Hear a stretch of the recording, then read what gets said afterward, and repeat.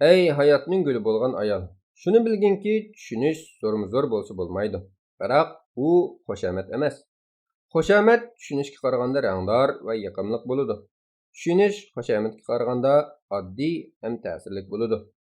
Tushunish g'arazsiz bo'ladi, lekin xushomatga har xil g'arazlar yoshiringan bo'ladi. Tushunish shakl tanlamaydi. Faqat bir samimiy, sehiy yurak bo'lsa, har vaqt, har joyda tushunishga erishgil bo'ladi. Xushomat har xil to'zoqlarni qurib, ba'zilarini shuningga dassetmoqchi bo'ladi. Ammo odamning to'zoqqa dasishi natayin.